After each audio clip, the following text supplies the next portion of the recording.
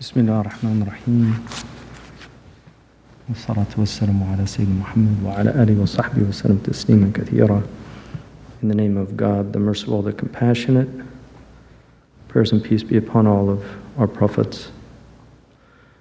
The little caveat before I start, I want to thank Mayor Greg Fisher, who I met him after 9/11. I actually came to Louisville and spoke and we spent a day together, and I really envy, in a good way, the Arabs have two types of envy: an envy where you want the person you envy to lose everything, and an envy where you want the same thing that they have. So it's the second type of envy that I'm talking about.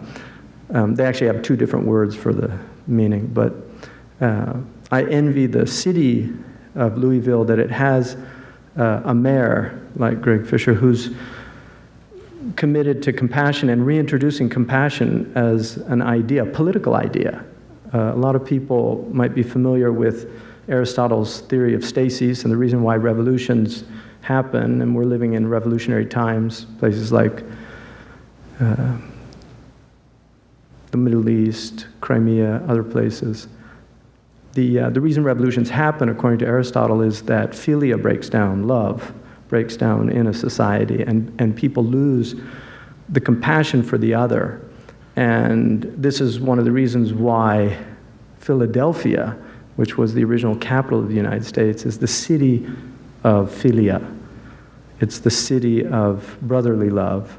And so to reintroduce that into politics, I think is really important. It's not spoken enough. I want to, a little caveat, if anybody's on Prozac, they might feel better leaving. I don't want to depress anybody, but I want to, before you can really talk about healing, you have to look at the diagnostics to understand what's going on. A very influential author for me is Arnold Toynbee, and he wrote a book over 50 years ago called Change and Habit, The Challenge of Our Time. And in that book, he argues, and he's worth listening to because in 1947, he wrote an essay about a civilization when it's up against the wall against another civilization has certain strategies, and one of them is zealotry and fanaticism. And he warns about the Muslim world and actually identifies 3 places where he felt, in 1947, that he felt serious problems would emerge in the future: Afghanistan, Yemen, and Saudi Arabia. And that was in 1947. One of the gifts that historians bring is that they look at the future with hindsight. Because they know the past so well, they can see and prognosticate about what's going to happen. But he wrote this book, Change and Habit, arguing that as humans we have certain habits that are very dangerous. And they're not instinctual, they're literally habitual. And the worst, he felt, was the habit of going to war. That it's a choice, that there are other alternatives, and peoples have done other things. War is not the only solution. It's actually always a failure. It's the last refuge of the incompetents, violence. So, but he also felt there were other aspects. One of them was tribalism or nationalism, and this idea of not seeing us as a human family, as seeing us as us and them. And this is a very dangerous habit of the mind. And if we're not trained to change these habits, and this is why virtue theory is based on altering habits. It's adopting new habits. And the human being can change. So, and it's not nature versus nurture. The two work together. So this idea of nature versus nurture is something also that's problematic. So I just want to say that I'm going to talk about, is it, okay. Another one of my favorite people is Soren Kierkegaard, who was another visionary, somebody who really saw the future. If you haven't read Kierkegaard, he's an incredibly humorous writer. wonderful wit. He says that he said things to make people laugh while he was crying inwardly. But one of the things that he said was that one solitary person cannot help or save an age. He can only make it clear that it is on its way to a downfall. And this is the Cassandra problem. Because if people know Greek mythology, Cassandra warned, not in the Iliad, but in a play, warned the Trojans not to bring in the horse. But she had the gift of prophecy, but she was cursed with that nobody would believe her. So, in terms of, this isn't switching here. Maybe we're meant to contemplate this a little longer.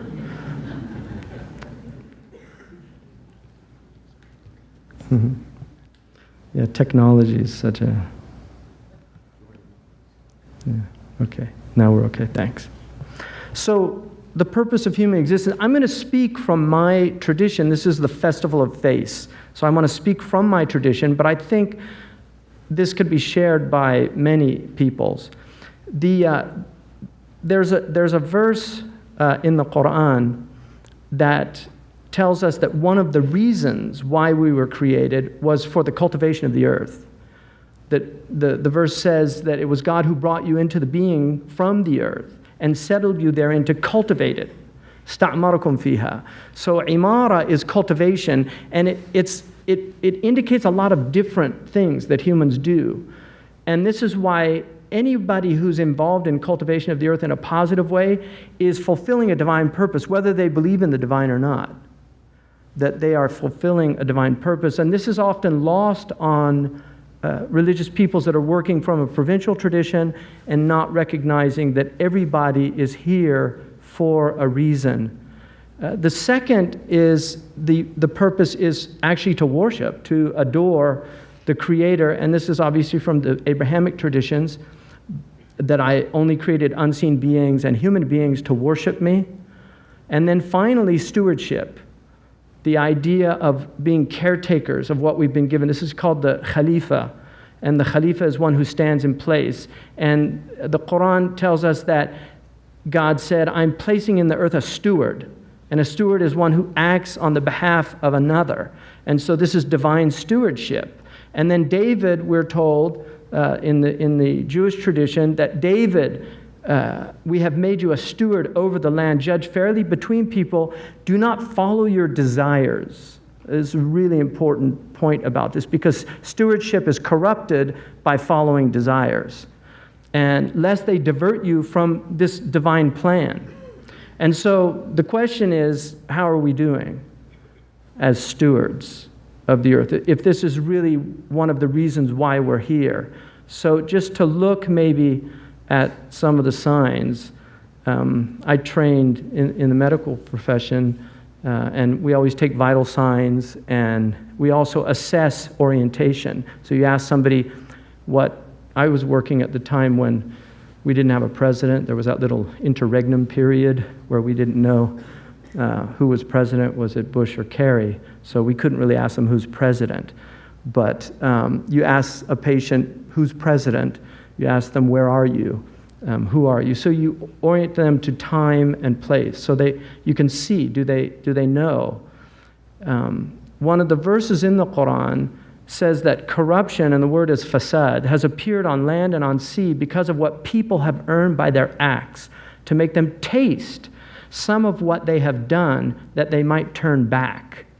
So the idea of when we do things in the world that are dangerous and negative, then we get this repercussion. And the reason for that repercussion, it's actually a mercy, because it's letting you know that you need to turn back, that you're doing something wrong. And so you cannot go out and sow corruption without having the corruption come back at you in what, in economic terms, is these externalities. For people that know that term, these are the negative consequences of economic production. So if you have a factory, the factory doesn't intend to pollute the river, because it just wants to produce whatever it's producing, but that's a negative externality. You also have positive externalities. So one of the signs of the latter times when it's gotten too much, the Quran says that men will cry out and say, what is happening to the earth? On that day, it will tell you all because your Lord inspired it to do so. So the word in Arabic that's used in the Quran, which is fasad, is rottenness, spoiledness, corruption, decay, decomposition, putrefaction, depravity, wickedness. So it's used for, like when food goes bad, the Arabs say fasada, it's gone bad. But they also use it for a person when they've gone bad. So something has gone wrong. And pollution is the undesirable state of the natural environment being contaminated with harmful substances as a consequence of human activities. So the state of being polluted. It's also defilement. And this is also traditionally a religious term that was used. Now, the traditional interpretation, which is from the 7th century of one of the great Quran interpreters, Abdullah ibn Abbas, about this, he said the signs of corruption, of fasad, on land are fires, soil degradation, the lowering of the water tables, and among the signs of corruption in the sea is the diminution of the fish. So the fish begin to disappear. So this is 7th century. And you will actually find in Chinese manuscripts from over 2,000 years ago the problems of pollution. These aren't new problems, and societies have had negative effects on the lands that they were in. But in my own, I'm coming from the West Coast, one of the things that we've seen is a lot of fires. And I don't know if people know about the fires that are happening all over the planet. Spain, Europe has a tremendous problem with fires.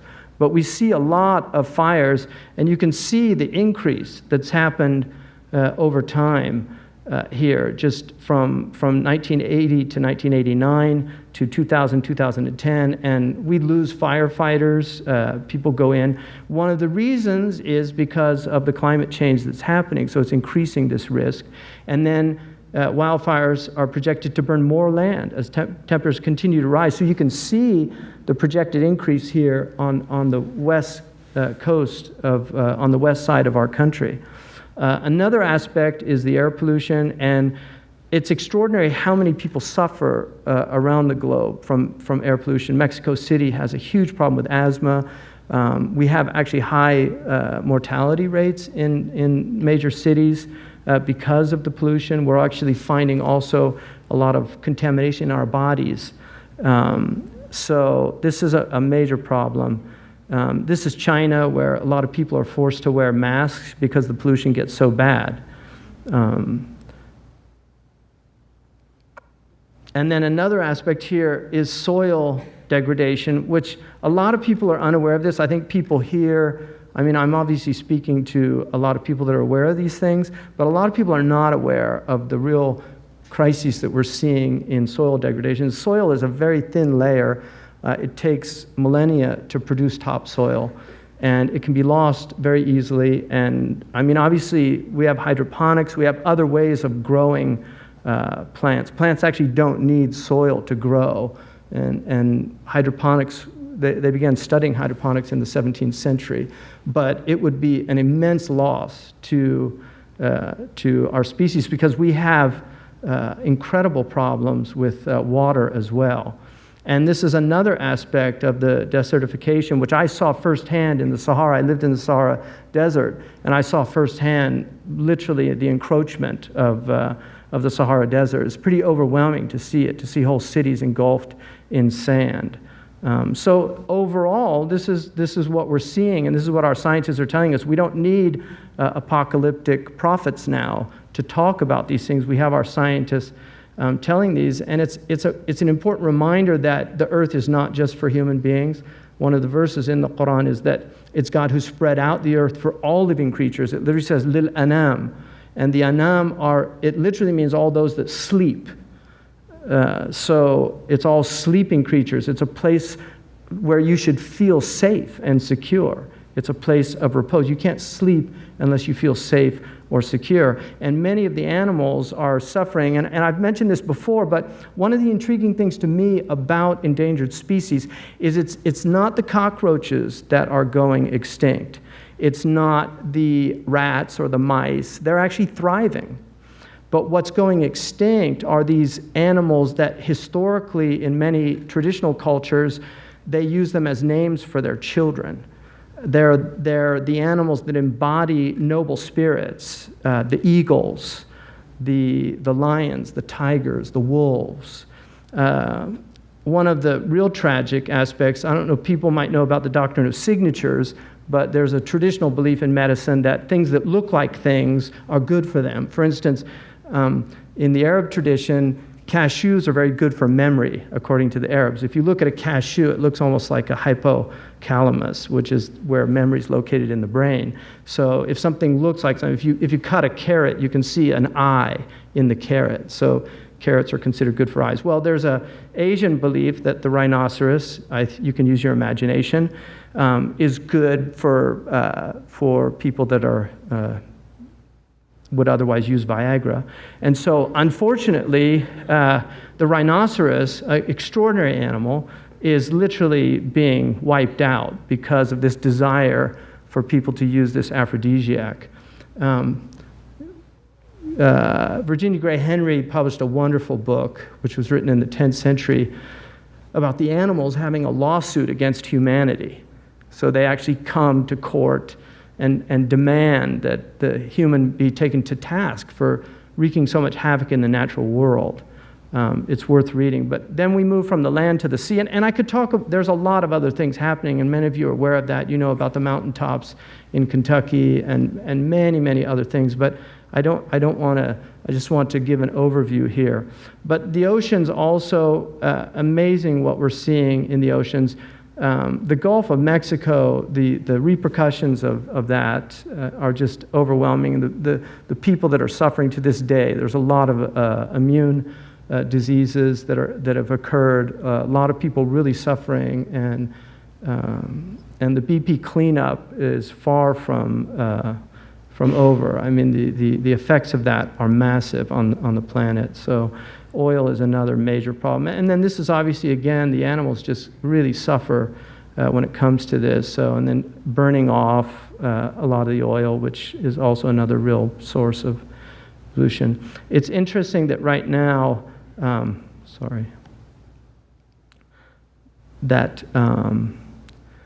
this literally is May 13th, that a glacial region's melt is past the point of no return, according to NASA.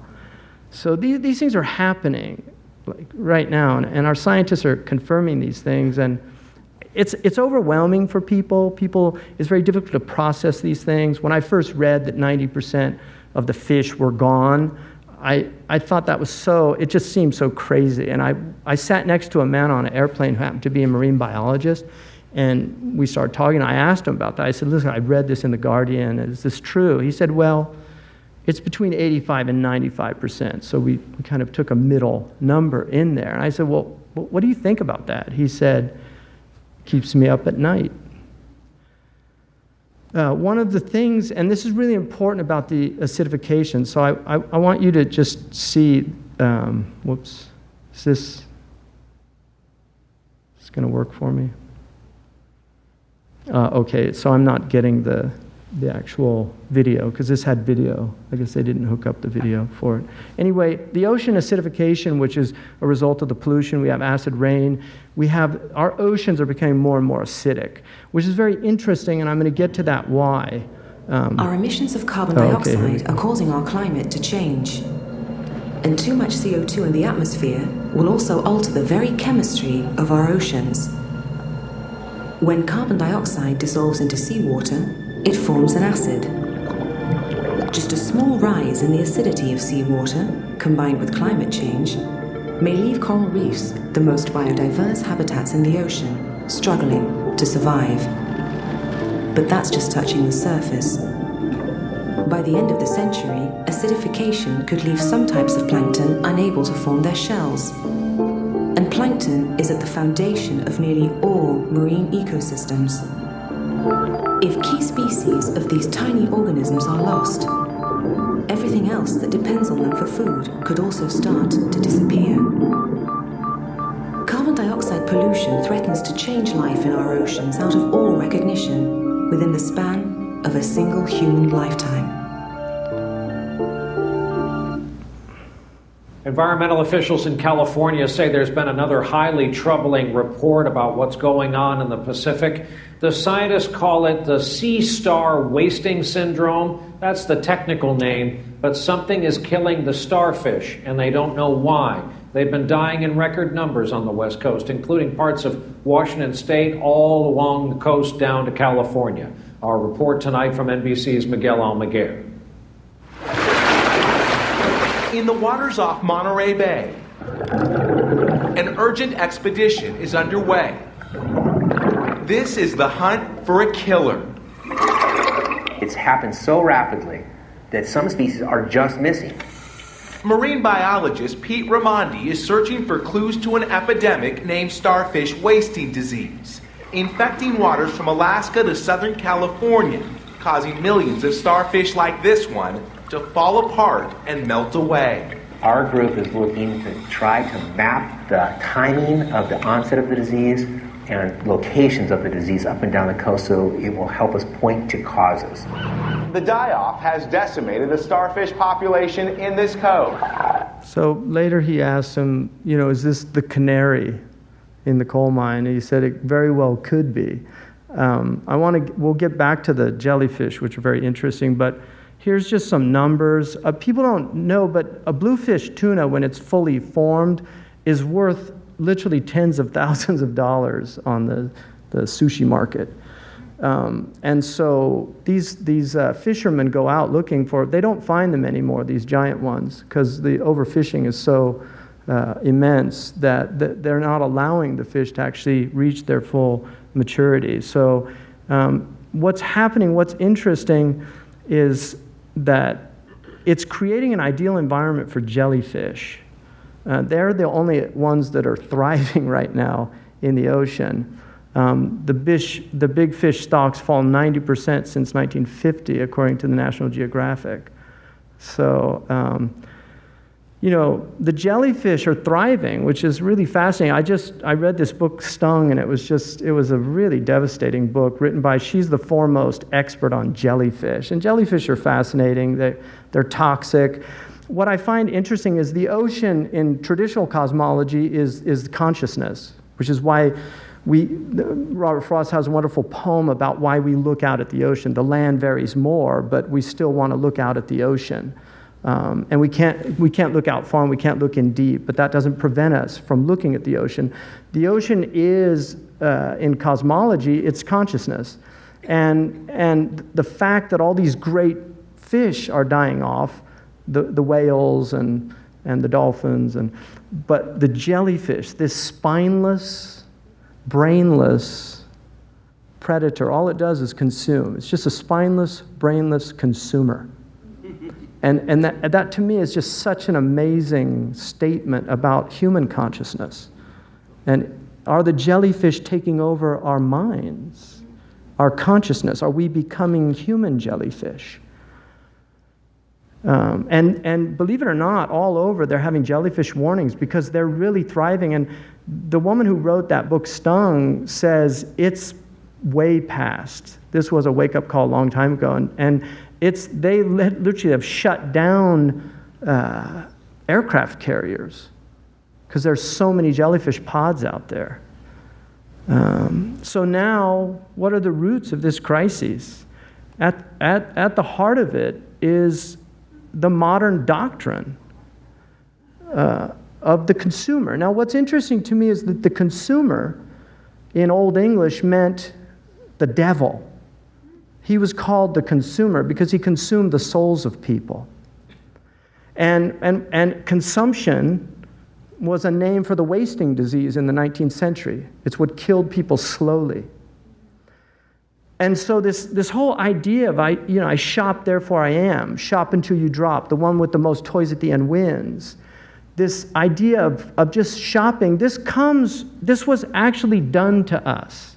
And I would recommend people reading William Leach, The Land of Desire, because he takes a period about from the 1890s till the 1930s and shows how our society was turned into a consumer society.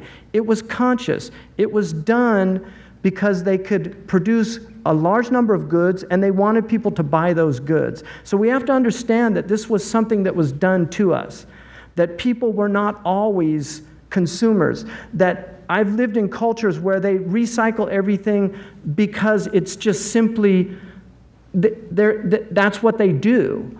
When I lived with the Bedouin, they use everything, literally. They don't throw away anything. And now they're starting to get these throwaway items, and so you're seeing garbage everywhere now in the Sahara.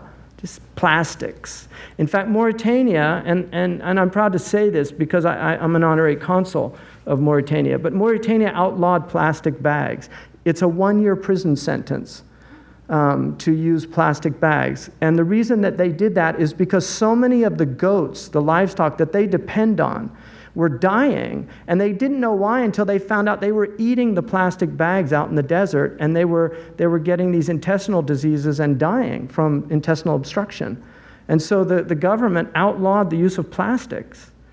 And again, this is where a government makes a choice and does something. So, in the 1530s, consumer was one who squanders or wastes. So it had a negative connotation. The Quran says that people boast, I have squandered great wealth. And this is conspicuous consumption. I'll get back to this, but another major problem is the war economy. And this is where we, especially in the United States, where we have, we talk about budgets and making cuts and welfare mothers, and nobody wants to talk seriously about this obscene armaments. We were warned by Eisenhower as he was departing after spending his life serving the military and working with the military industry. He warned us about this new phenomenon, the military-industrial complex. And we have to recognize that the type of budgets that this country has for military spending are obscene. They are obscene. And it's money that could be going to much, much better things. This is the result of the aerial bombing that happened in Germany, and this is why we have to end war as a species. We have to recognize it is an obsolete way. Clausewitz, the great war strategist from Europe, said that war was just the extension of politics by other means. So war is a political act, because in politics you try to get things done. When things aren't getting done through the traditional means of politics, then you use violence to get them done. It doesn't work anymore. If it ever worked, it's arguable, but it does not work. This is a scene from Syria. So it's going on now. It's still happening. And these are the budgets. If you look at education compared to military spending, it's insane. I mean, Pakistan spends so much on the military. Some of the Gulf states have budgets. Saudi Arabia has a budget it's the 7th largest military budget after India, a country of 19 million people. Why? Because they're subsidizing Western industry. It's as simple as that. They don't use it. When the Gulf War came, the Americans came and other people. So why are these obscene budgets being used? And then we don't want to deal with this, but this can't go on either. Our prophet actually predicted that the time would come, he said, when the liver of the earth would vomit forth. And he said that it would be like pillars of gold and silver. And the one who kills on the day of judgment, he will come and say, this is the reason I killed for? And then the one being killed will say, this is the reason I was killed? And the wars, if you read Daniel Yergin's book, The Prize, the 20th century was wars over oil. And oil is the blood of our technological society. It is the blood.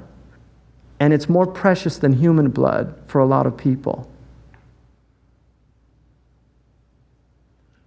We cannot, if the average earthling lives like the average American, we will need 3 Earths to supply the consumption. It's impossible. It's untenable. It can't go on. Now, just moving to the self, what are some of the signs? Autism in 1970, and people can argue that this is from diagnostics and things like that, but we know from 2012 to 2013, no, something's happening here. We had 1 in 10,000 diagnosed. I mean, the first diagnosis of autism was in the 1950s, but now it's 1 in 50 in the United States. I mean, we have to really think seriously about what's happening. Now, if you look at the definition of autism, a pervasive developmental disorder characterized by severe deficits in social interaction and communication, by an extremely limited range of activities and interests, and often by the presence of repetitive stereotype behavior. This about defines everybody under 30.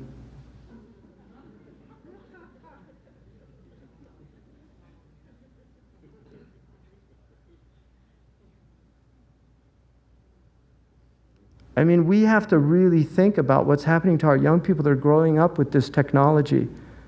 Repetitive, stereotypical practices, losing the ability to interact socially. Another major problem that we have is obesity.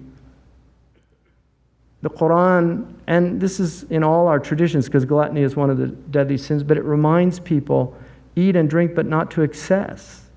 God loves not the extravagant wasters. And one of the signs of the latter days, according to our tradition, is يَظْهَرُ فِيهِمْ السِّمَنُ, that obesity would become manifest. These are the average BMIs around the globe. You can see Africa and a lot of Asia. The Asians don't eat a lot of the food we eat. They're still on traditional diets. So China is behind other places, even though they're becoming rapidly a serious industrial nation, but they still eat cosmologically. If you look at Chinese food, one of the things about Chinese medicine, which I studied, and my sister's an acupuncturist, and one of the things I always thought that they lacked diet. They never talk about diet. If you go to a Chinese doctor, they don't focus on diet. And at a certain point, I realized it's because in their culture, they didn't need to. People just simply ate well by the very nature of the food they consumed. These are the world's fattest countries. We're number 2, so Americans are proud of being number 1, but Kuwait takes that. So there's McDonald's in Arabic, the Golden Arches. As you come into Mecca, the first thing you see is the Golden Arches. So it's a very troubling sight for me. But this is the civilization that we're living in, where on the one hand we've got this incredible scarcity, and on the other hand we have this overconsumption. It's so it's just so imbalanced.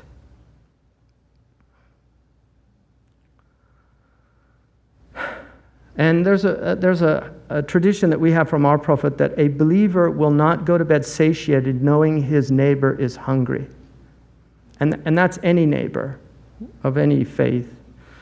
Diabetes is a really important problem now that's globally. This is extraordinary what's happening. But I want to point out, in traditional cosmology, what happens inside of us happens outside of us. If you want to know why the oceans are acidic, it's because we're becoming acidic. Literally, we are becoming acidic. The world manifests our states, and that's why knowing our states is so important, because how we are, how we behave, what we do, all of this is going to be reflected in the world. The macrocosm can only reflect the microcosm. And so the acidosis of the oceans is related to the acidic levels that are happening. People are moving away from the natural state, which is an alkaline state, and moving towards an acidic state. And this is what happens when, by 2050, 1/3 of Americans will have diabetes at current rates. And if you look, there's a relationship between carbohydrates and hydrocarbons. There's a relationship chemically. So you're dealing, what we're using, oil is like sugar. We're giving the earth diabetes. It's becoming acidic. Our soil is becoming acidic, and our oceans are becoming acidic because we're using cheap energy. Sugar is a very quick energy for our bodies. Oil is a very quick, easily digested energy for our machines and for heating our homes. And so this results in this acidic state. And this is what diabetic acidosis is related, as far as this is my belief, that it's related to the acidic state of the planet. Another major problem, the UN estimates there are more slaves today than any other time in human history. And most of it, 80%, is sexual slavery. And this is another really serious problem, the problem of lust, that we're really not dealing with in our society. I really think we're in a deep denial about the serious problem of lust in this culture.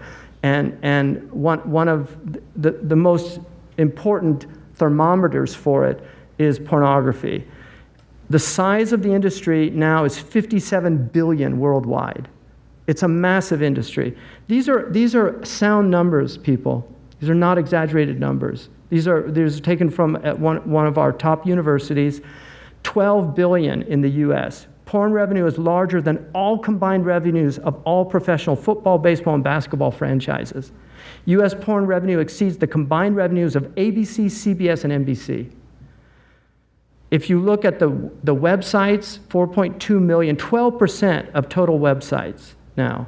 Daily internet searches, 68 million. 25% of total searches. Monthly porn downloads, 1.5 billion. Websites offering illegal child pornography, over 100,000 websites. And for those of you who don't know, there's a deep web where there's just the darkness that goes on the deep web. And then 8 to 16-year-olds who have viewed porn online in our country, 90%. Gluttony, overconsumption. Those who squander are like siblings or the brethren of the demons. One of the things that we don't think about is the relationship to what we do and this darkness. People that are watching pornography are supporting human trafficking because many of the women in these films that are done here in the United States and outside the United States are women in sexual bondage. They're not, you have these girls that appear on CNN getting their degree at Duke and saying how much they love being a porn star. Those represent a very, very, very tiny percentage of the actual women engaged in the porn industry, which degrades both men and women. Another thing is planned obsolescence. I would recommend, I'm not going to go through this, it's a very interesting thing, but the story of Stuff with Annie Leonard, many of you have probably seen it. How did they get us to jump on board this program so enthusiastically? It's definitely worth watching. Well, two of their most effective strategies are planned obsolescence and perceived obsolescence. Planned obsolescence is another word for designed for the dump. It means they actually make stuff to be useless as quickly as possible, so we'll chuck it and buy a new one. It's obvious with things like plastic bags and coffee cups, but now it's even big stuff. Mops, DVDs, cameras, barbecues even, everything. Even computers. Have you noticed that when you buy a computer now, the technology is changing so fast that in just a couple of years, it's actually an impediment to communication? I was curious about this, so I opened up a big desktop computer to see what was inside.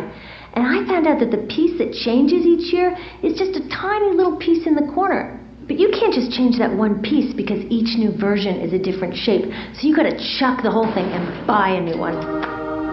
So I was reading industrial design journals from the 1950s when planned obsolescence was really catching on. See, this is the point, that this was done consciously. They actually discuss how fast can they make stuff break that still leaves the consumer having enough faith in the product to go out and buy another one. It was so intentional. But stuff cannot break fast enough to keep this arrow afloat. So there's also perceived obsolescence. Now, perceived obsolescence convinces us to throw away stuff that is still perfectly useful. How do they do that? Well, they change the way the stuff looks. So if you bought your stuff a couple of years ago, everyone can tell that you haven't contributed to this arrow recently. And since the way we demonstrate our value is contributing to this arrow, it can be embarrassing. Like, I've had the same fat white computer monitor on my desk for 5 years. My coworker just got a new computer. She has a flat, shiny, sleek monitor. It matches her computer, it matches her phone, even her pen stand. She looks like she's driving in Spaceship Central, and I look like I've got a washing machine on my desk. Fashion is another prime example of this. Have you ever wondered why women's shoe heels go from fat one year to skinny the next to fat to skinny? It's not because there's some debate about which heel structure is the most healthy for women's feet.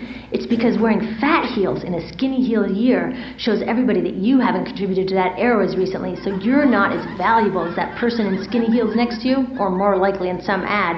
It's to keep us buying new shoes. Advertisements and media in general plays a big role in this. Each of us in the U.S. is targeted with over 3,000 advertisements a day. We see more advertisements in 1 year than people 50 years ago saw in a lifetime. And if you think about it, what's the point of an ad except to make us unhappy with what we have? So 3,000 times a day, we're told our hair is wrong, our skin is wrong, our clothes are wrong, our furniture is wrong, our car is wrong, we are wrong, but it can all be made right if we just go shopping. Media also helps by hiding all of this and all of this. So the only part of the materials economy we see is the shopping. The extraction, production, and disposal all happens outside of our field of vision. It's important to bring backgrounds into the foreground so people understand. Because when we look, this is one of the things that painters do so effectively. Van Gogh, when you look at the shoes, you know, he painted several different, but if you look at the famous boots that he painted with the straight, you'll never look at a pair of shoes the same way if you really contemplate what he did, because he was taking something that's in the background and bringing it to the foreground. And it's very important for religious leaders, for artists, for others to do that, to let people know what's in the background, those things that we're not seeing, the things that are hidden. One of the things that our prophet told us is that there would be people towards the end of time like locusts in their consumption.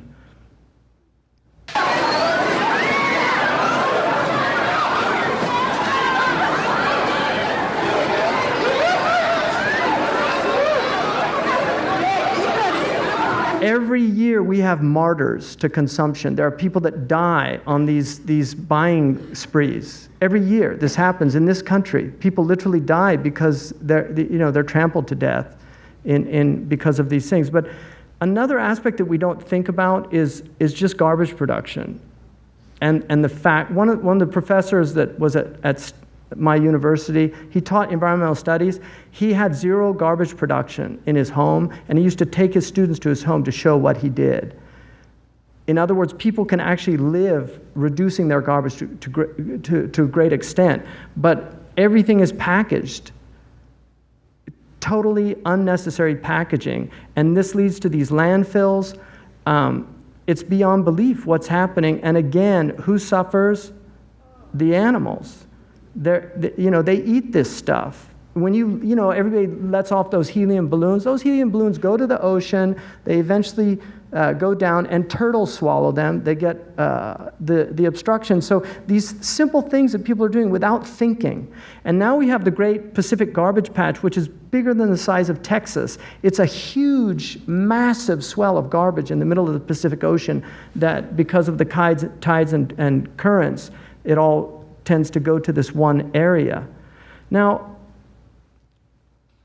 there's a verse in the Quran, the angels ask God, and obviously this shouldn't be taken like a literal type conversation, but the angels ask God, when God created man in our tradition, the human being, how can you put someone therein who will cause damage and bloodshed when we celebrate your praise and proclaim your holiness? So the angels were asking this question. And there's a reason why the commentaries give. I'm not going to go into that. And you can certainly see that the incredible amount, over almost 200 million people were killed at the hands of other people in the last century, the 20th century. And we came into the 21st century with a lot of hope, but it begins with 9/11 and then these terrible wars that have affected us. But the response that God made was, Inni a'lamu ma la ta'lamun. I know what you don't know about the human being. And this is what we have to keep in mind. I put these pictures up because these are my personal teachers. These are people that I studied with.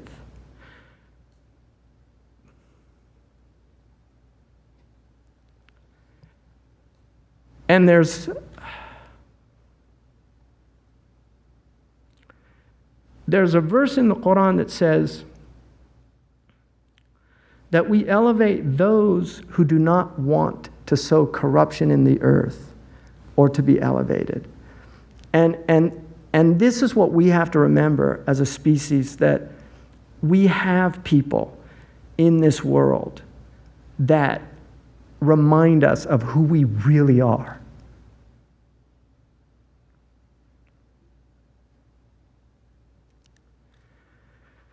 We're not jellyfish. We're not mindless, spineless consumers. We have human hearts. We have the ability to know infinity. We can conceptualize it. No other species can do that. We are something amazing. And we have to remind our young people of that. Lost in this world of false idols, of images of women that are so degrading. They are so degrading, and I don't need to name names, because you know them. You see them on the television. You see them on the covers of magazines. This is not who we want our young girls to grow up emulating. We don't want our young men to grow up emulating the lowest forms of life on this earth. The cockroaches, the rats, the jellyfish. We want them to soar with the eagles. And that's what we're here to do and to remind people. And that's why, as far as I'm concerned, as religious people, the religious leadership, we have failed so dramatically. We have failed our young people. We have the halo effect, and then we have the clay feet syndrome. They don't see people walking their talk. They don't see people living it. They don't see the gift of sanctity in their beings, in their presence. And that's what we need to remind ourselves, that we have to become these people. We have to be these people that have graced this earth, reminding us this is not what it's about. We're here for a short temporal time, and we have work to do. And our work is in discovering ourselves and in serving others. This is the work. We're not here to consume. We're not here to indulge ourselves. We're here for something much greater, and we constantly need to be reminded, because we're a forgetful species. When the elephants came to honor the man who had looked after them, and some of you may have seen this, but they walked for over a day, even before he died, and then held vigil in front of his house. These are signs for people that reflect. The animals pray for us. According to our tradition, the fish in the ocean pray for the righteous. Our Prophet said, "Al-mustarahu wal-mustarihu minhu," the one who has repose and the one others have repose from them. They said, "Who are they, O Messenger of God?" And he said, "Those who live righteously, when they die, they have repose. And those who live corrupting, when they die, people, trees, rivers, and animals have repose from them." That's the choice. And I really want to drive this point home, because I think this is one of the most important verses for me in the New Testament. And I'm in a great Christian city of Louisville, traditionally. You see churches everywhere. You know, there was a love of Christianity, which is a great faith, and there's incredible amount of beauty and truth. Despite the history, we tend to forget that the history of religions is the history of their ego, not of their soul. But for we wrestle not against flesh and blood, but against principalities, against powers, against the rulers of the darkness of this world, against spiritual wickedness in high places. People that created planned obsolescence, this is from spiritual wickedness in high places. And we have to recognize that we cannot support these people.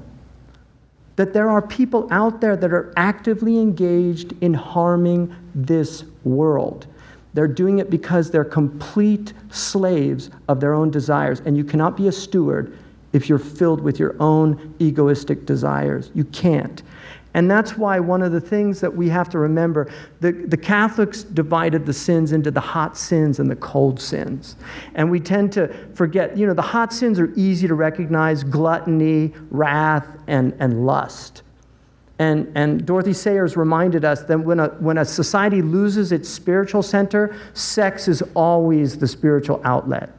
So this obsession with sex, which is also related to the rape of the earth, to the way we treat Mother Earth, because of our degradation, of our objectification of women. And this is much more a male problem than a female problem. Pornography is largely a male problem, but not entirely. But we have to remember there are hot sins and cold sins, but the cold sins are often praised in our society. The sins of avarice, right? The sins of envy, the sin of pride, the great sin, which is a sin against one's excellence. And then the sin of sloth, which sloth is not laziness. Acedia, in the traditional understanding, sloth was spiritual laziness. A CEO could be out there working a 120-hour work week, and he's still slothful because he's forgotten his soul, or she's forgotten her soul. And this is what we have to remember. Robert Frost said, "Some say the world will end in fire, some say in ice. From what I've tasted of desire, I hold with those who favor fire. But if it had to perish twice, I think I know enough of hate to say that for destruction, ice is also great and would suffice." It's the hot sins or the cold sins that are going to kill us. And we have to really take this seriously, and it's our spiritual traditions that address this root problem. It's not complicated. The problem is not complicated. Thank you very much.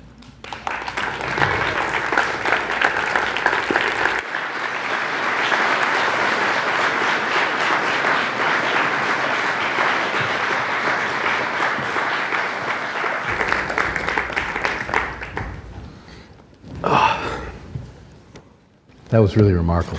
Thank you. It opened a lot of eyes, both educationally and particularly your ending in our recognition of the spiritual that lies beneath that. Just to remind everyone, as we come out of the sort of the highness of that encounter, the plan from here is that we have about an hour to spend together. And I was asked to do just a very brief kind of response myself, which is basically really just wending some time for you to be thinking about questions that you'd like to ask. Because what we'd like to do with most of this time is just have an open dialogue with Hamza on some of the things that he's presented today, and maybe some questions that you've had in your hearts and things that you wanted to share. So I'll do about 3 or 4 minutes here, my own kind of response to these challenges from a specifically Jewish perspective. And I have questions I could ask. I was scribbling notes, but we'd really rather listen to yours. So be thinking about the questions you might pose, okay? All right.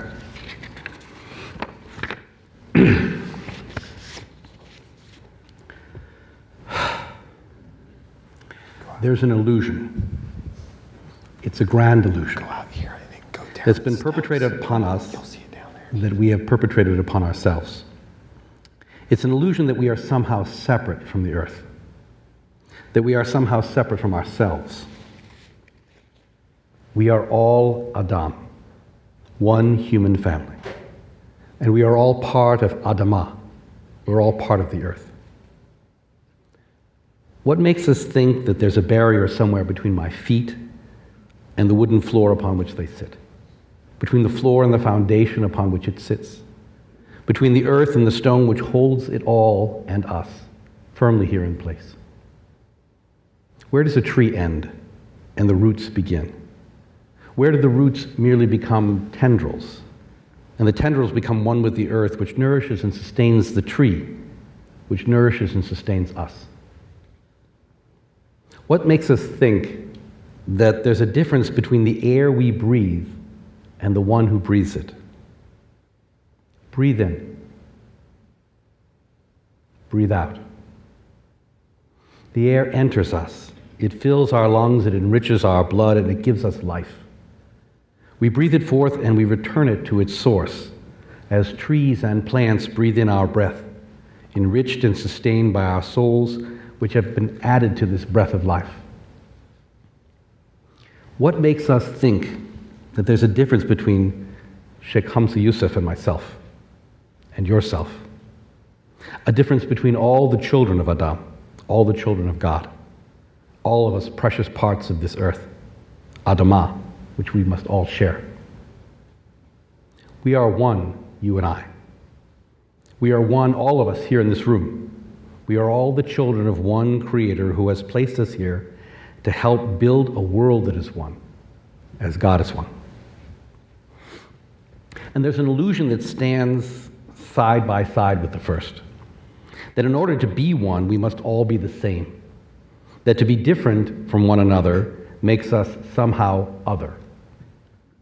We've been taught this truth, as if it were truth, for so long that we've come to accept it, and to feel that those who are like ourselves are like.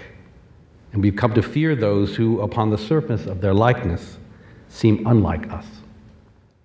It's as if we see in the mirror only a reflection of ourselves in order to be comfortable. And that is an illusion. What we must seek instead is a sameness not in reflection, but in the soul. This is an illusion which we who have gathered here today can often fall prey to, ourselves. We gather as a people of faith, in common cause and common action, with common hopes and dreams through which we seek to find common elements and common paths. This is a well-meaning illusion, that we are all the same beneath the surface, that we strip away the differences of language and culture and we find that we are all the same beneath the skin. And we worship the same God in essentially the same ways. And since there is much that we share in common, this is a particularly useful illusion, and one which we become very adept at maintaining. In Hebrew, we're commanded to seek shalom. In Arabic, it's called salam. In English, we strive for peace.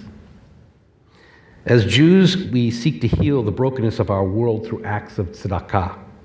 In Arabic, it's called zakat. In English, we call it charity, from the Latin word caritas, which means caring. In our prayers as Jews, we seek rachamim. In Arabic, rahim. In English, we strive for compassion. And because we share many of these essential traits, which make us human, it's easy for us to imagine that we are all the same, and to dream of a world of peace and charity and compassion, when we will all sing with one voice in a single chorus, instead of inspiring the harmony of our many voices, or a symphony of the many instruments creating together a song of oneness that we can all share. In the Mishnah, a collection of ethical writings now some 1,800 years old, we are taught that humanity was created with a single Adam, the descendant of one human being, to demonstrate God's greatness. When a human being mints a coin in a press, each coin is identical. But when the ruler of all, the Holy One, blessed be, creates humanity in the form of Adam, not one is similar to the other. The lesson of this Mishnah comes to teach us that diversity is intended and an intended part of the divine plan. And this is the wondrous part. Our many faces, our many languages, our many faiths, this too is part of God's plan for us here on earth. We are children of one human family. We cannot be other from our brother. We need not be the same to feel a kinship with our sisters. We are all the children of one Creator of us all. The path towards a compassionate society requires of us the courage, I think, to tear the veil of these twin illusions from before our eyes, to see one another both as we are and as together we might be. We are one human family. Many minds, many voices, many hands to heal the world. And we can work together as one and build a compassionate community and a world of peace. I'm not sure how much that balanced, but I thought that it said a lot of the things. Thank you for the one person who was clapping, but we're not clapping. We're not clapping. What I was hoping would come of that, though, was a recognition of a lot that we share and a lot of the wisdom that we've learned that, frankly, we would not have learned if it were not for an Islamic scholar sharing us the wonder of his particular tradition's view. And I hope that you, like I, were listening and saying, you know, there's wisdom there. And sometimes the wisdom was wisdom that I don't find in my own sacred scripture, and sometimes it parallels so much that it's almost difficult to believe that we didn't have the same hands writing them. But that the key here is that there's a wisdom beneath all of this, and that when we listen to each other and learn from one another, we can see perspectives we would not have seen otherwise, and sometimes learn lessons that that we're waiting to be taught to us. Now, I have a nice list of questions. I'm going to ask one, and then you're on. Okay, so you're thinking, and Mustafa has some people who are going to be around with microphones who will give you the opportunity. There's someone waving back there for an opportunity for you to get in line for. The place I thought I'd start, just to give them a chance to consider, is with a wisdom of the Jewish tradition, a midrash, a legend. It's from Kohelet Rabbah. It says that God created Adam as the last of all the creations, and then toured Adam throughout all creations so that we would truly appreciate the wonder of the gift that was being given us. And then God said, this is given to you as a gift. Care for it, for if you do not, there will be no other to be received. And there's a sense there, I think, that we've lost perhaps, of the religious and spiritual obligation to the earth. I feel like we get caught up in the scientific conversation of, global warming, or climate change, and arguing back and forth about how fast, and human deliverance. And it just occurs to me that polluting the earth is a bad thing, and that if we just recognize it's not complicated. Right. That beneath that there's a spiritual thing, and that's what I really got, I think, mostly from. Well, for me, one of the things that, every time you go into these places where they give you these throwaways and then you throw them away, you just have to, this kind of Kantian thing where think if everybody did that and it became a universal fact. Because not everybody's doing it. Like there's places where it's amazing how little garbage they produce. Yeah. Right, and Aboriginal people, I lived with Bedouin, spent a lot of time with Bedouin. And Aboriginal people, and it's a nice word because it means, in Latin it's the idea from the original people, ab origin, it's out of the first people. And the word Bedu, which is what they call themselves in Arabic, means the first people. And this is why in some traditions they call them the first nations, the first peoples. There's great things that come. I mean, I'm glad Shakespeare's in the world. I'm glad Mutanabbi's in the world, Rumi. I think a lot of people, feel like the world would be less than it is without Bach or without, and some people without, Lady Gaga, there's whole slews of people that just get something out of the artist, but all of the things that we love about civilization, the question we have to ask ourselves now, is it all worth it? Right. In terms of what civilization is doing to us as a species? And I think that's a real question, because we have to somehow learn what Aboriginal peoples have known, how to live sustainably on the planet. And they have great things to teach us, but they're messed up too. So it's not, because I know in firsthand, just living, they have their problems. They're grappling. A lot of Aboriginal peoples do not have a way of dealing with modernity when it's introduced. And an example of that, for people that know the work of Jerry Mander, not the political word, but the writer, he wrote a book called The 4 Arguments for the Elimination of Television. And in that book, one of the studies they did in Canada, they had the good fortune of being able to watch a Inuit Native American village as electricity was introduced. And they studied it to see what would happen. So they basically determined it took 5 years to destroy their traditional culture, once television, 5 years. And I saw that firsthand in Mauritania, because I lived with Bedouin. I was in a town that had no electricity. Every night it was literally chanting. The whole village was chanting the Quran.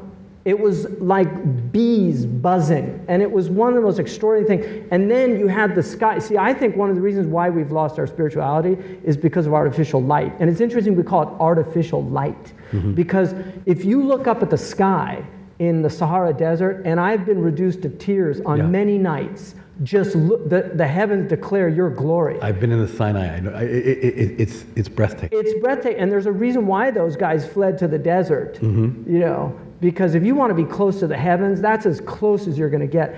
We don't see the stars anymore. You know, Plato said God put the stars there to show us the order of the heavens, that we would desire to bring the order down into ourselves. So what happens when we don't see the heavens anymore? And I would really like to see a city, you might think of this, Mayor Fisher might think of just having an hour, you know, once a month, where all the lights in the city are turned off on a clear night, so that people can actually go out and see the heavens. Just see the heavens. It's amazing. Stars are amazing.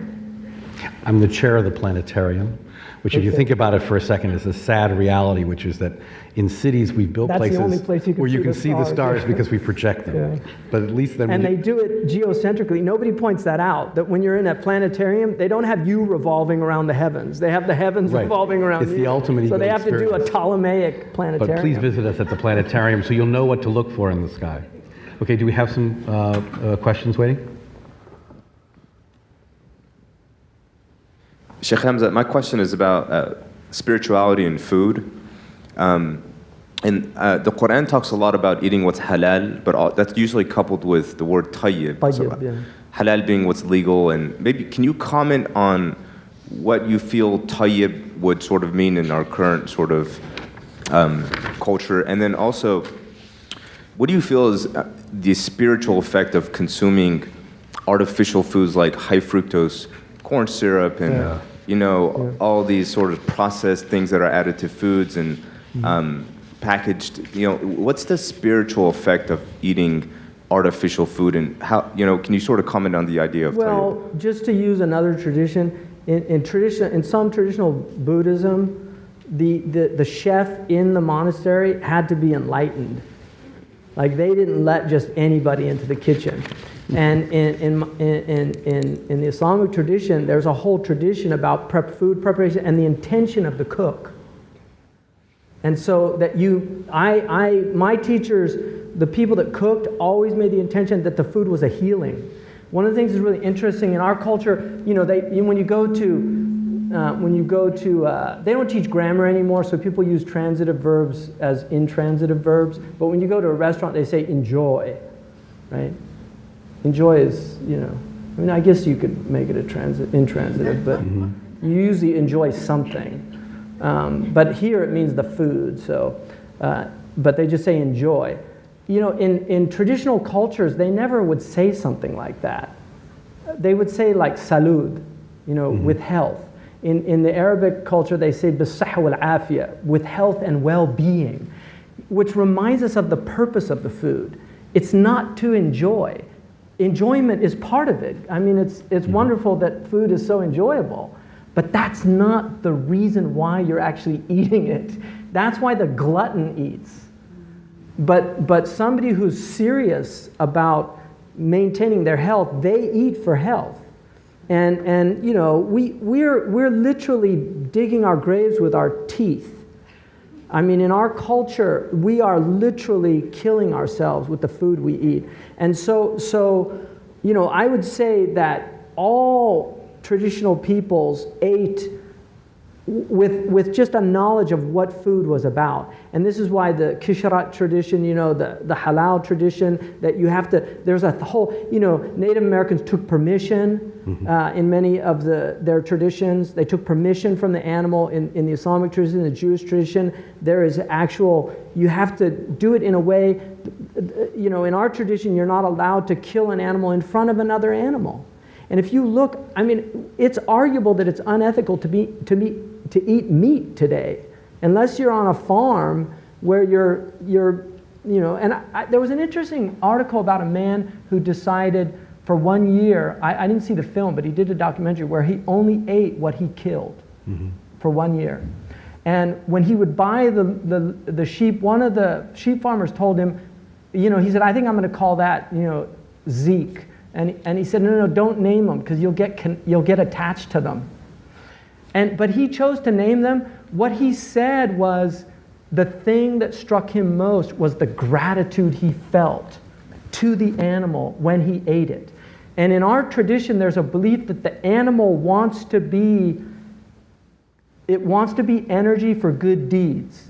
Because by becoming part of a righteous person, it's elevated in its state from an animal that doesn't have free will, that only behaves according to its nature, to part of a being with free will. And the animal hates to be used for foulness or for misdeeds. And so that whole cosmology, which might sound romantic, but it was real. People, and I met people that still live like this, and my wife does this. She cooks with that intention. If I cook with that intention. When I serve food, I cook with that intention. I'll just tell you one quick story. I have a friend of mine who's a connoisseur of tea, and he'll only drink certain teas.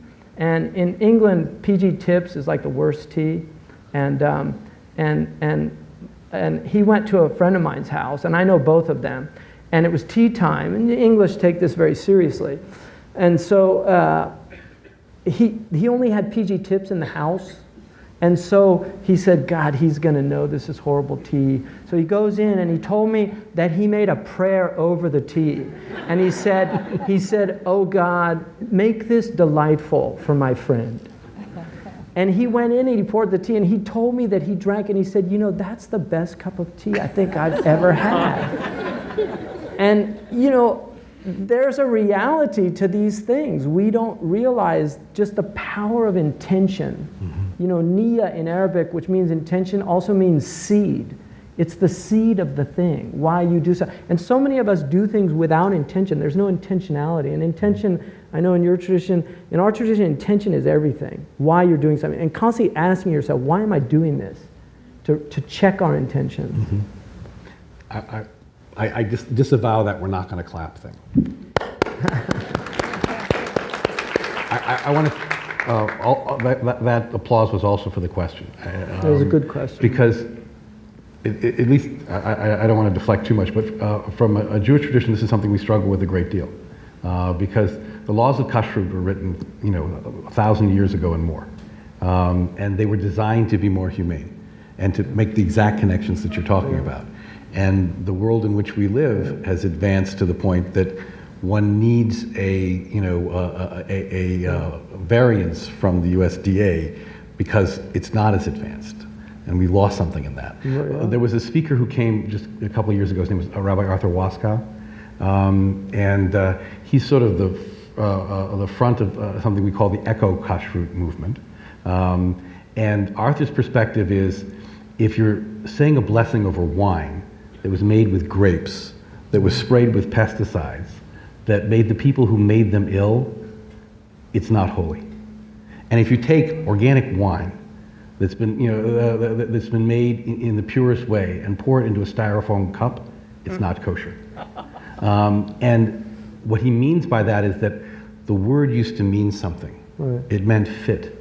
And the purpose of the sharing of food, the enjoyment wasn't in the consumption and how much can we pump into it with corn syrup, but rather the meal and the story of your friend praying over his tea. Yeah.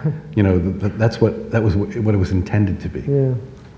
Okay, our next question, over that way. Where are we? Here. Okay. Yes, Shaykh Hamza. When you spoke of the purposes of human existence, I realized I've kind of mushed together two of those three, meaning the cultivation of the earth and stewardship. And I wonder if you could distinguish for us a little bit, develop that idea of what are the ways in which we cultivate the earth, right, and how do we steward it? Well, the stewardship would be more about sustainability, whereas the cultivation is more about how we're using it for our needs. So the stewardship is more about making sure that what we're doing in our cultivation is not harmful. Question over here. I think here's a lady up here. Okay, but we need a microphone next to that person. Right here. Here we go. Hi. What you guys are talking about is beautiful stuff, but it's not very realistic.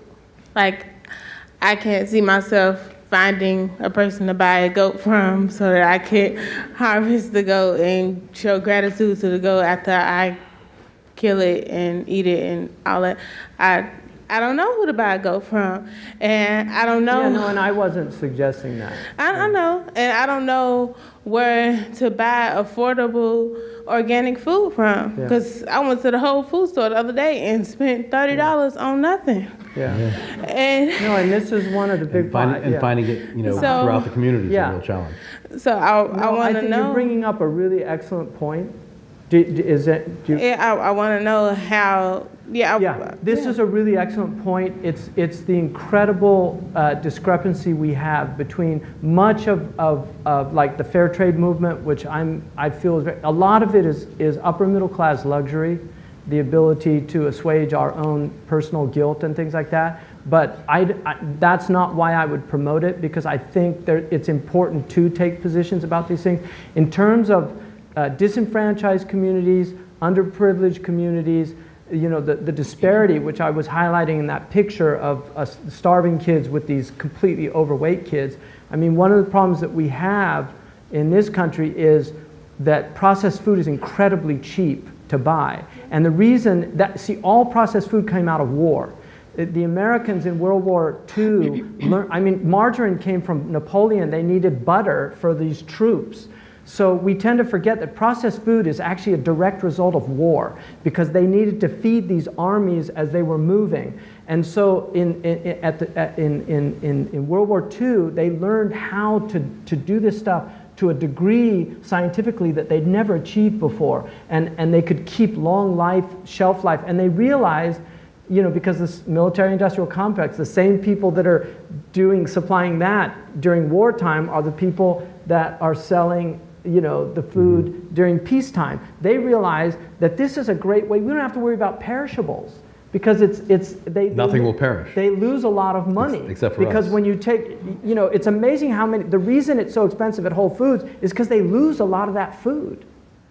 And this is the problem, and farmers know this. So one of the really important movements is urban homesteading, where people are beginning to put gardens on their rooftops. African American communities in Detroit are beginning to do this, and it's a really interesting movement where they're bringing fresh food to disenfranchised communities, and some of the schools are doing it. This is really important. So I think Louisville, it would be really useful to bring some of these people in to show them how to do it. We can grow our own food, and it actually is realistic.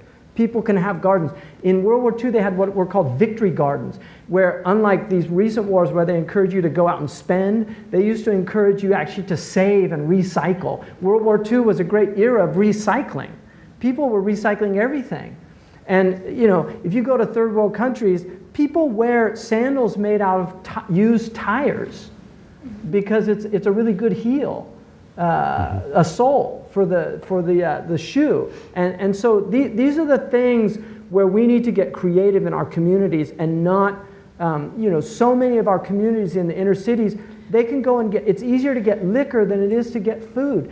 And it's much easier to you can't get vegetables in a lot of these inner city stores. It's all processed food. They get corn out of the can. And so that movement, I think, is a really important movement that's starting to take place in certain... Yeah. This ad brought to you by the Center for Interfaith Relations, Up here. which has a program for building box gardens or urban gardens throughout Louisville, and we need to expand that. And children love to do it. They love to plant. You can get the kids involved in it. They get connected to the earth. You mentioned earlier, we're called Banu Adam, in the Jewish and the Muslim tradition. And Adam is Adama, or Udma in Arabic is the topsoil.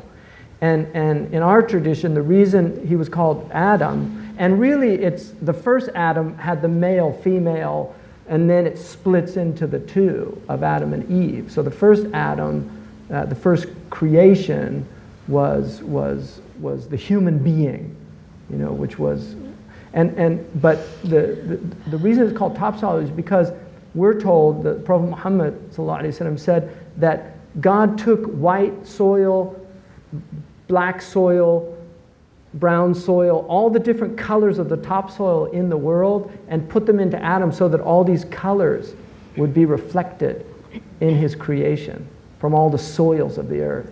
We have the same story. We probably borrowed from you.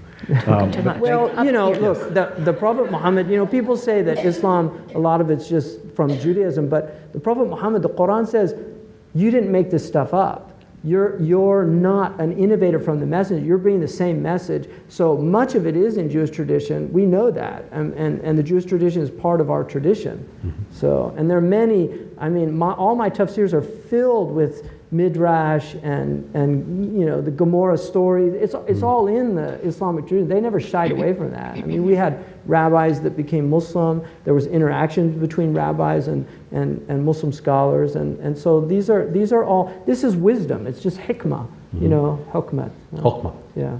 So this belongs to everybody. Thank you again for putting this a very practical thing. And if anyone's interested, a great organization called Youth Build Louisville will help you build that garden. Yes, they'll help build that garden. And if there's a community center that there's possibilities. And it's amazing how much food you can get out of a very small. Yeah. Over here. I want to thank you for what you said about human trafficking as a 21st century outrage. An estimated 20 billion people are affected by it. I want to say the good news about it, just as a little bit of a commercial. There's an organization called SOAP, S-O-A-P, Save Our Adolescents from Prostitution, headquartered in Columbus, Ohio.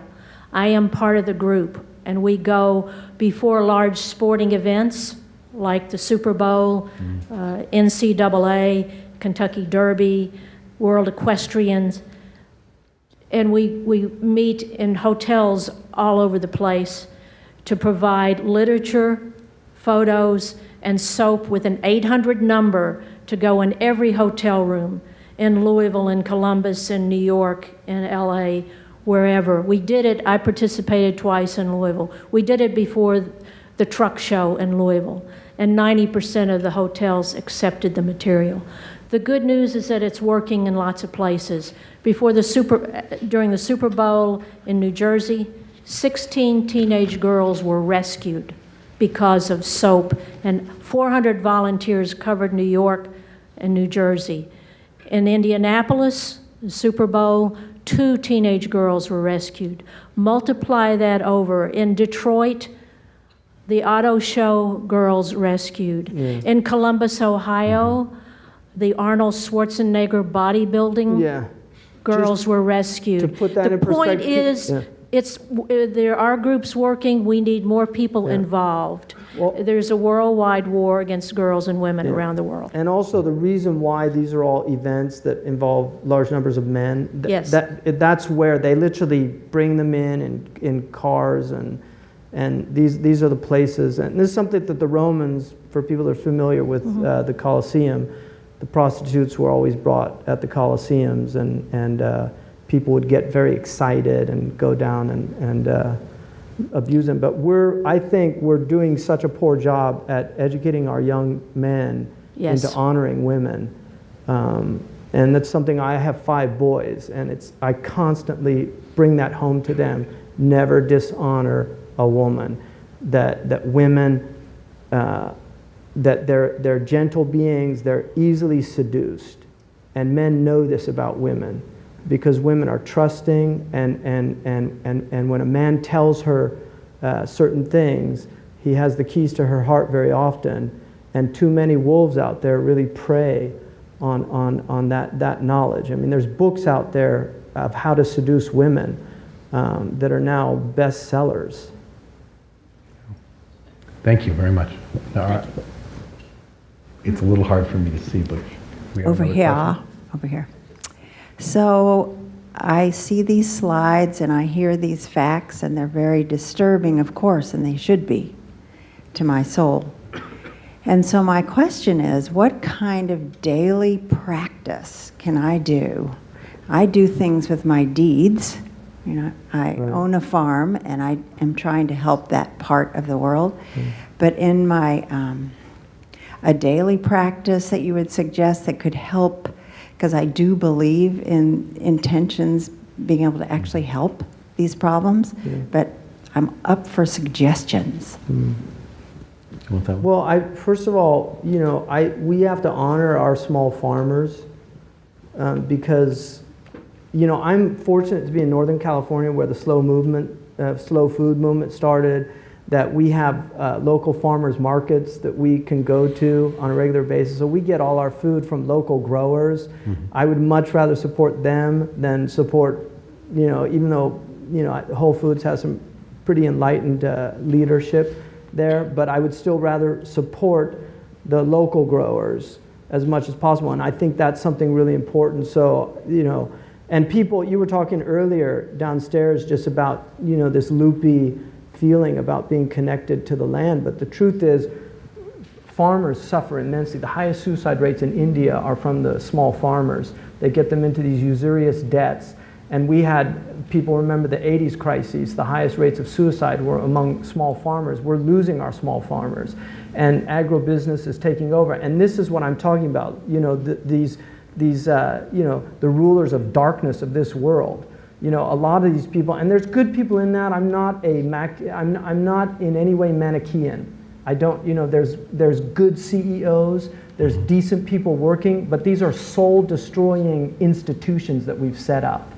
And so I'm not in any way, I'm not a revolutionary in that I don't believe in, you know, if we just can kill the evil ruler, suddenly everything's gonna, you know, be fine. It's not like that. And there's good people in Washington, D.C., there's good people in government, there's really amazing police.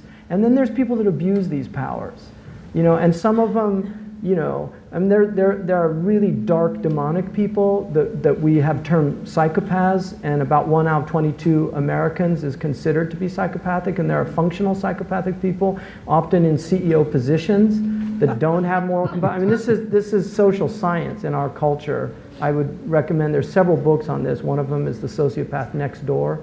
A lot of people think sociopath, the serial killer. No, there are sociopaths that are surgeons, there are sociopaths that are CEOs, and they really don't think like other people. They just don't feel remorse about harming others or harming the earth or whatever. So in terms of a practice, I wouldn't even want to advise you on that. I think people, you know, we're living in an age that enables us to experiment with religions. This is in some ways unprecedented. In other ways, we've always had eclecticism and interaction of traditions. Muslims and Jews lived together for centuries in places like Morocco and Sarajevo. And so there's always been these, and we know that different traditions adopted methods. St. Francis was influenced by the Sufis. When he got back, he adopted some of those practices. And certainly, you know, the Muslims of India found the Hindus doing certain things that they thought were interesting. So you'll find a type of chakra understanding in certain Indian Sufi tariqas and things like this. So there's always been that kind of eclecticism. But I come out of a spiritual tradition that really says that it's good to take a serious tradition and to practice it.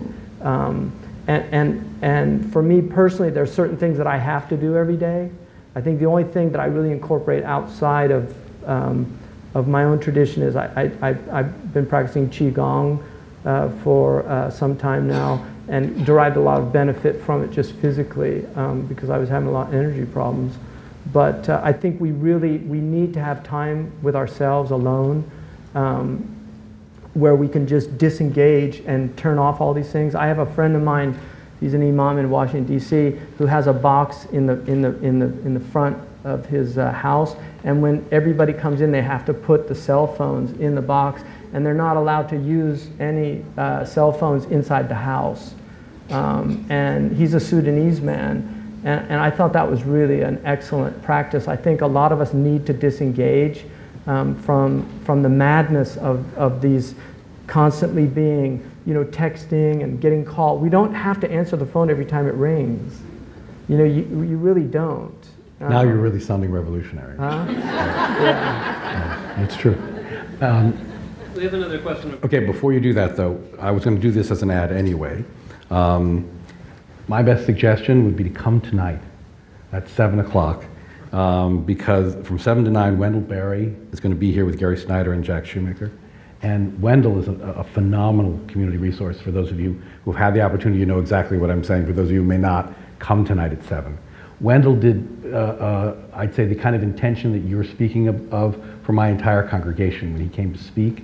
And we established a FarmWorks, a farmer's market that meets, it comes to Temple Mondays and Thursdays. They're local farmers. And what he was saying was that we've begun to look at food. He'll say this better tonight, I hope.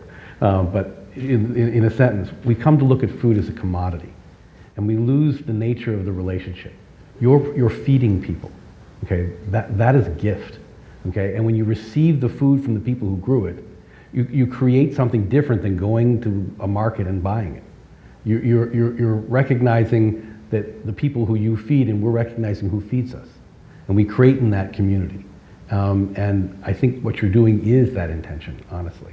But come tonight, it'll be wonderful. Okay, now a question. Where are we? Here. Thank you. I have a question regarding, I think, a challenge that we face in the U.S., and it's very pervasive in that we have a sense of entitlement that is much stronger than a lot of places you find in the world. And what would be your response in sort of a spiritual sense to that sense of entitlement that I really don't have to do anything to change because I have earned what I have earned and I've worked hard for that? Yeah, wow. That was one of mine too. Yeah.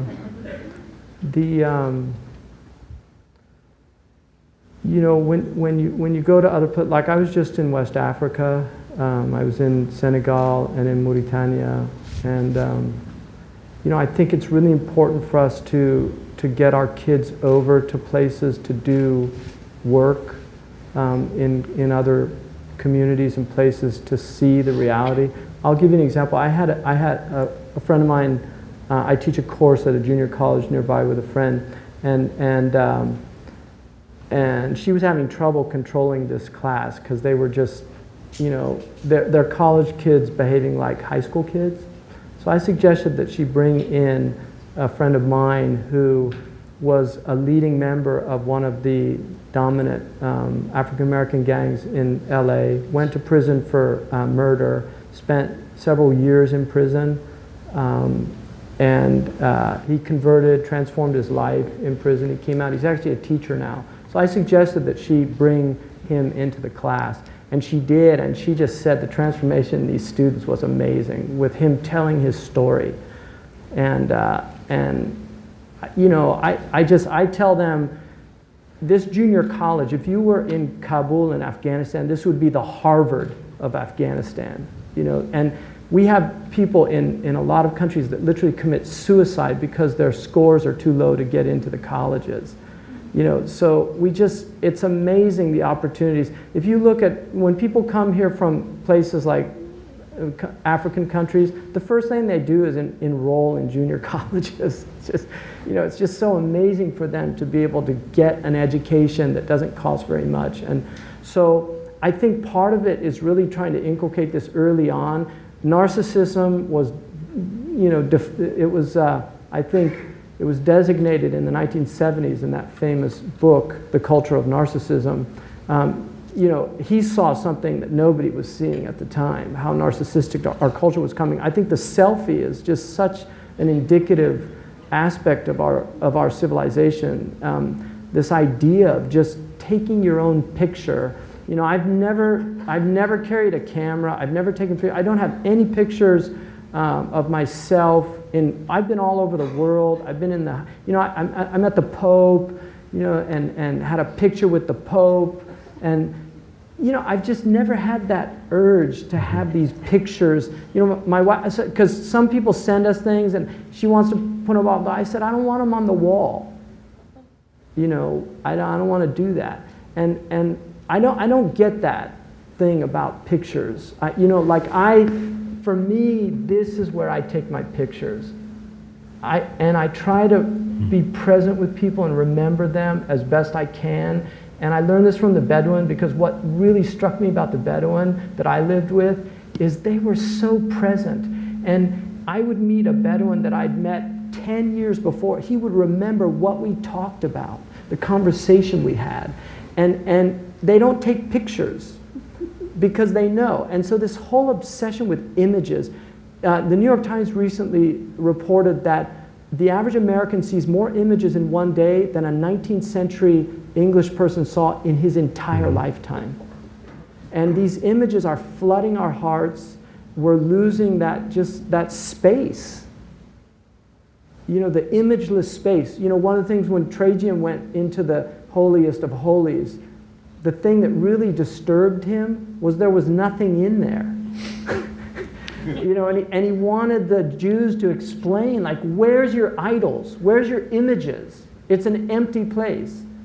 And so that emptiness, we have to have that emptiness to be able to contemplate.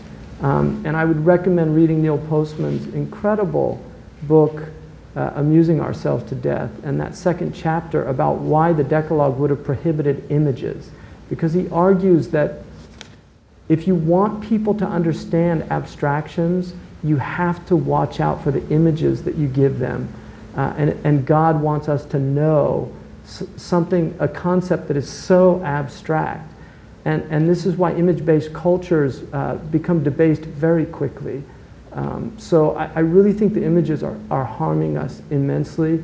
The pornographic images that are going into the minds of these young kids, it's really terrifying because they can't get these things out. They won't be able to get those images out of their mind. And I know this from, I have people that have converted to Islam or have these problems, and they've told me when they open their prayer, images start flooding and they want to get rid of them. So it's really difficult. Spiritually, it can be done with a lot of work, but you have to be careful what you put into your heart. And I was with a Bedouin. We'd gone from the desert to Nouakchott, and there was a TV in the room, and it was on, and he was looking the other way. And he was a man in his 30s, and he was a student of knowledge. And he was looking the other way, and I was with a Libyan, Abdurrazak Mukhtar. He's the ambassador in Turkey now for Libya. But he asked him, have you ever seen television? He said, no. He said, don't you want to look at it? And he said, I heard that it has foul things on it, and I don't want to let it into my heart. And that level of being is just, where are those people? Yeah. Just very briefly, in the Jewish community, I would echo this part about how important travel can be, and meeting people from other cultures and places. We have the commitment, it's called Birthright, to send all of our children to the land of Israel. And we really press this, and we make it literally affordable to the point of practically free to get every one of our kids to go to Israel. They meet Israeli kids, who also have cell phones and text. They text in Hebrew. They think that's really cool.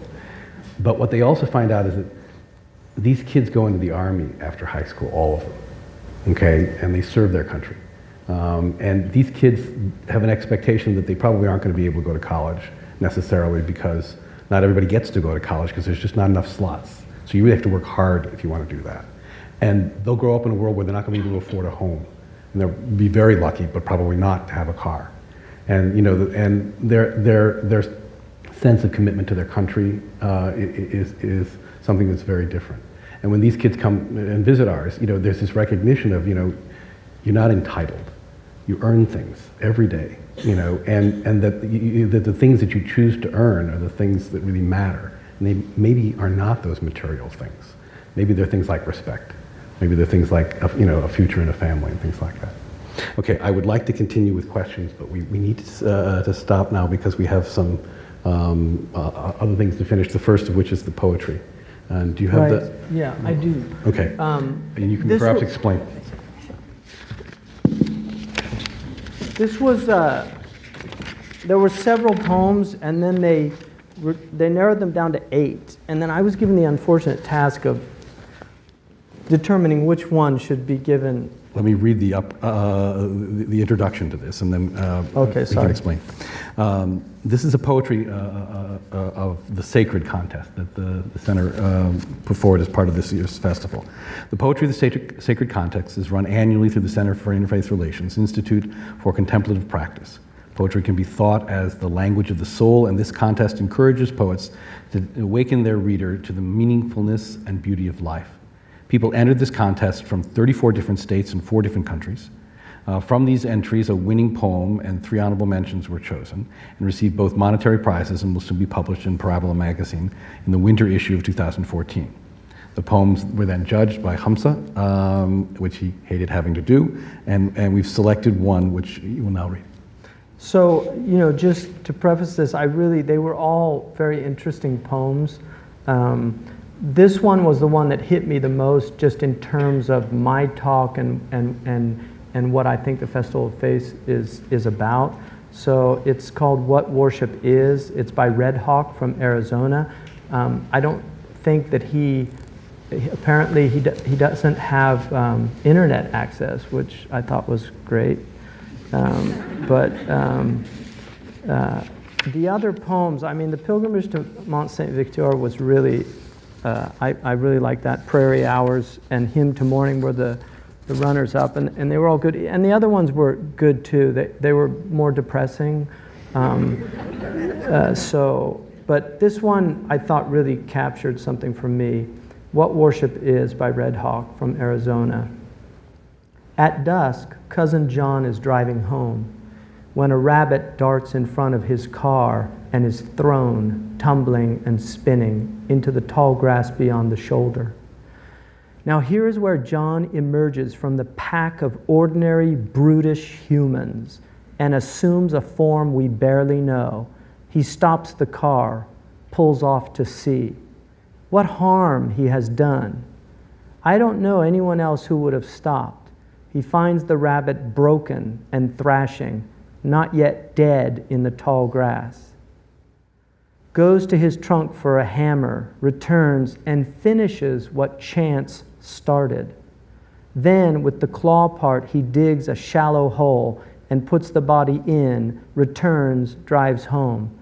Heavy with sorrow, feeling remorse, having performed his humble sacrament to make right what has gone wrong in us, we have forgotten who we are and what we must do.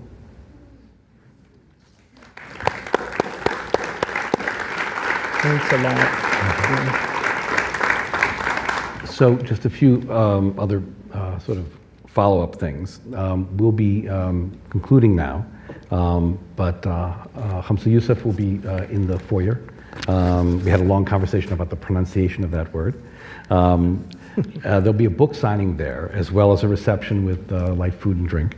And we want to invite all of you to join us there. Again, Wendell Berry, Gary Snyder, and Jack Shoemaker this evening at 7 and 9. It's really a program I'm not going to miss, and you really shouldn't. It's going to be fantastic. And we will conclude, as we are in all of these sessions, with a moment of silence. And I encourage you in this silence to try to take in some of what Hamza has shared with us, and think in the ways that many of your questions did about how we can take these ideas and make them into spirit in ourselves and in practice in our lives.